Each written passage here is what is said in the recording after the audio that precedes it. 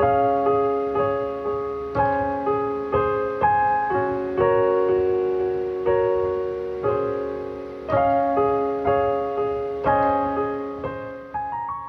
karunia dan damai sejahtera dari Allah Bapa kita dan dari anaknya Tuhan Yesus Kristus menyertai kamu sekalian.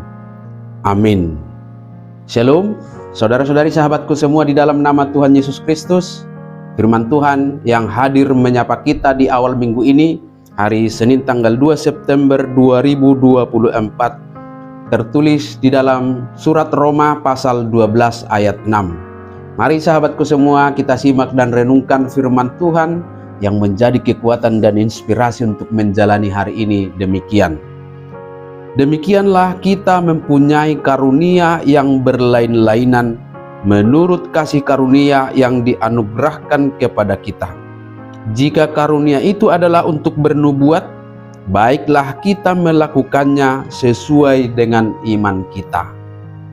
Ganug majalo silehon-lehon marguru turagam ni asiniroha na tinurpukon na tuhita. Ia panuri rangon naeng ma mardomu tu haporseaon. Demikian firman Tuhan.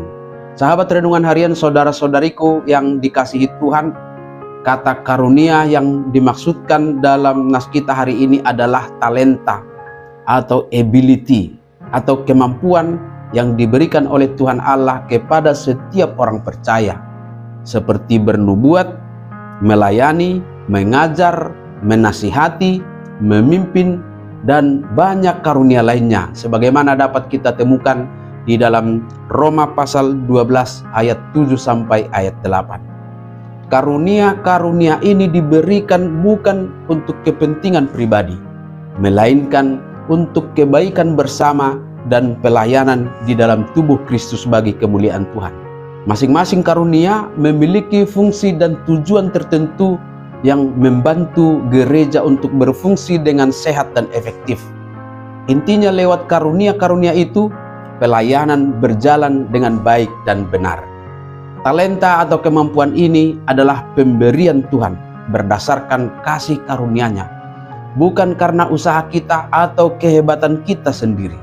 Karena itu adalah pemberian, maka tujuan pemberian itu harus berorientasi kepada kehendak pemberi, yaitu Tuhan Allah kita.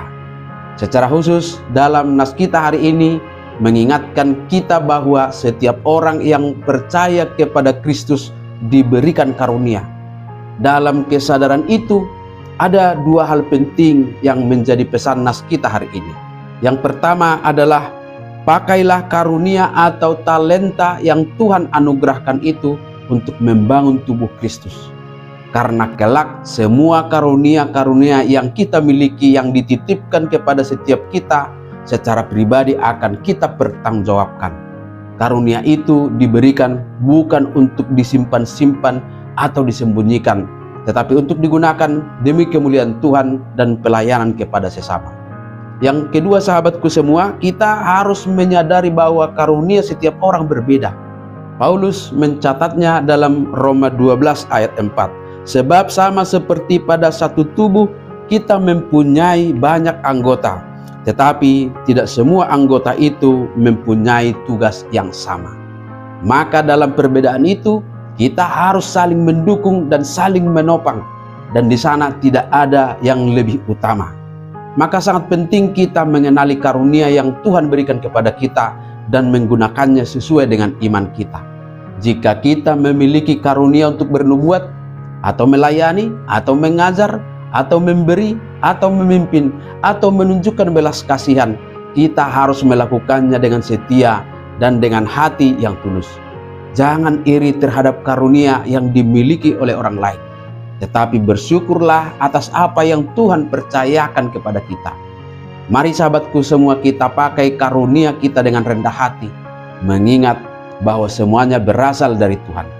Biarlah karunia yang kita miliki menjadi alat untuk membangun kerajaan Allah di bumi ini dengan membawa berkat bagi orang lain. Amin. Selamat beraktivitas, Tuhan memberkati.